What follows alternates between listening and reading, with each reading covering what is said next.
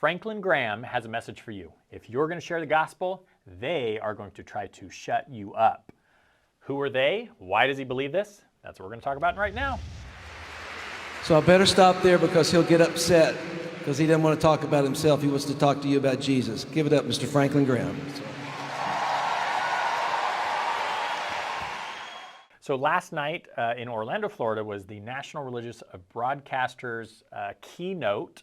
Franklin Graham was the speaker. The Christian Post wrote an article about this. The Reverend Franklin Graham warned members of Christian news media organizations and others about the coming storm ahead towards churches and ministries in the United States. Graham, who serves as president of the Billy Graham Evangelistic Association and head of Samaritan's Purse, gave the keynote speech Monday evening at the National Religious Broadcasters Convention in Orlando, Florida. This is him saying, "I believe there is a coming storm that we all need to be ready for. The world has deteriorated so quickly, we cannot be deceived and we can't be fooled. We need to get ready and be prepared." I actually agree with Franklin, and I actually think that this is a very important place to have this message. Our society is a digital society. Our communication is done through media, on the internet, through social media, through streaming services, through email, through text messaging. All of this media, all of this communication, all of the sharing of ideas is happening through these devices and these ones and zeros that translate that into communication that we engage with. The creators of content, the gatekeepers of content, are important in shaping the values of a culture. And if we as Christians believe that we have to basically take a back seat and not, stir things up because we don't want people to get mad at us, we're just going to avoid that space. We're going to retreat from that space. And I think that the digital mediums are the biggest missionary field in the history of the world. I can put these videos out on YouTube, on Facebook, on Instagram. The whole world could hypothetically see them. The only thing that keeps them from being seen are the algorithms and the tech giants that are over those and the quality of videos that we would produce. You have that same ability. We can be salt and light in a digital world in such a powerful and massive way. And yet there are so many Christians and so many churches that don't see this and often kind of look at these spaces as not something to invest in. Graham continues, he said, "Believers in the United States are living in a cancel culture that wants to destroy Christian organizations," adding that we cannot back up, we cannot retreat, don't apologize for the gospel, just declare it and preach it. And this is one of the things that, again, I really agree with this, something we've talked about is when the Bible tells us to stand against the schemes of the enemy, it doesn't mean that we are to take a beating. It means that we are to stand in opposition. And when you oppose something, you are not just defensively opposing, but you're also offensively opposing. If you stand against an invading army, you don't just defend against them, you push back against them to expel them and stop their invasion. So as we stand against this, we don't have to apologize. We need to go in knowing we are going to offend people. We don't have to be accepted. We have the truth on our side, the God, the creator of the universe on our side. This is not a mission of niceness. We want to be a mission of truth, kindness, grace, mercy for people, but to know that there will be opposition to that. Graham continues, says, "They want us to shut our mouths. They don't want to hear from us. If you're not going to preach the gospel, you don't have anything to worry about. If you're not going to talk about sin, you're not going to have anything to worry about. But if you're going to proclaim the gospel, they are going to try to shut you up." The moral arguments that are made in mainstream media right now, and that you are evil if you believe these things, like this is exactly what we're talking about when we say cancel culture. They're canceling because they're assigning negative morality. Now, I want to be the first to say, maybe the first to say, because I don't see this often said very often.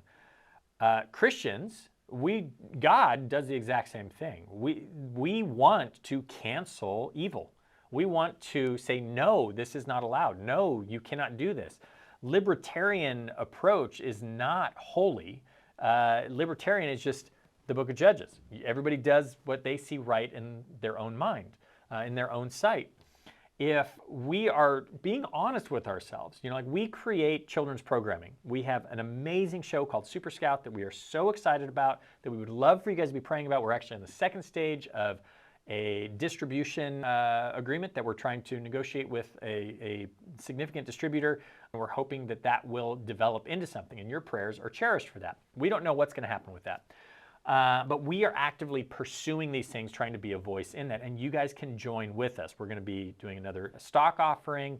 If you in any way, shape, or form hear these words and it resonates in you, that we need to, as Christians, be prepared in this space, that we need to create things in this space. We need to let the gospel be known. We need to let truth be known. We need to not stand and cower, but to stand against and stand firm and know that oppositions come with us, and stand against that, stand tall, and even push back. If you are with that, then join us. Join our newsletter, get our website, comment down below. Just let us know that you're with us, and we'll reach out to you.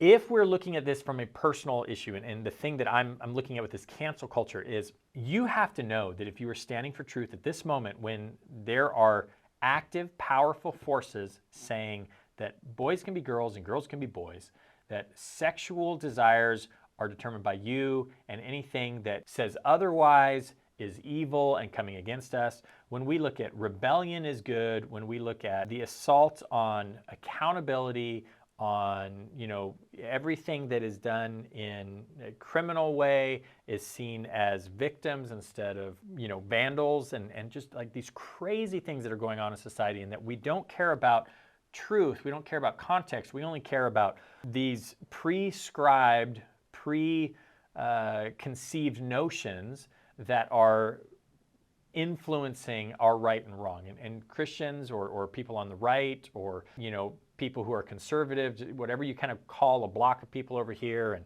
liberals or Democrats or woke people or atheists or whatever you're calling people over here, like whatever labels you're putting on people, the labels don't define who they are. Their actions define who they are.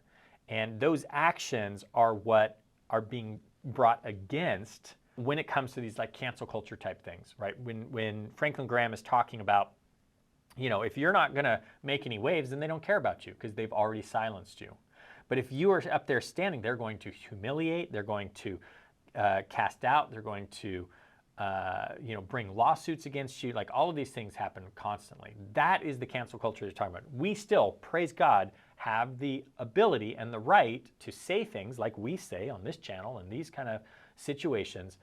But as soon as an audience is seen and influence is seen, then there are opposing forces that will come and try to silence that and shut it down. That's what he's talking about. He goes on to talk about, the NRB, and, DeSantis was there, talking about the importance of having a discussion on religious broadcasting, supporting families, protecting children, defending religious liberties. It seems like it was a great keynote. I wish I could have seen it. Plans to possibly at NRB. We have some coworkers. Shout out to Brandon and Michael with Brainy Pixel, who are helping us develop Super Scout. They're there and at the convention. Thought it was a great kind of keynote. I'm thankful that Franklin Graham, who obviously is his father Billy Graham, and one of our board members is actually working in the organization there, and thankful that he's standing up and saying things like this, that we have to stand and do that, and we do ask that you guys would stand with us. We do have a crowdfunding stock offering coming up. If you want to be an owner and a stock holder in Creator Films, there is the opportunity coming up, but you have to let us know. We're going to be releasing information about that in the next couple of weeks. We've got our cartoon, we've got a spiritual warfare documentary, we've got our comic strips, we have some books coming out. We have a ton of stuff on the horizon, but we obviously need support and funding and the ability to continue to get this stuff made and out. Lots of exciting things going on in the company right now, and that we're super excited about, and we hope that you are too. If you like, share, subscribe this video, we would be excited about that. You can do all of those things, help us get this message out as long as we can. God bless you guys, and we will see you in the next video.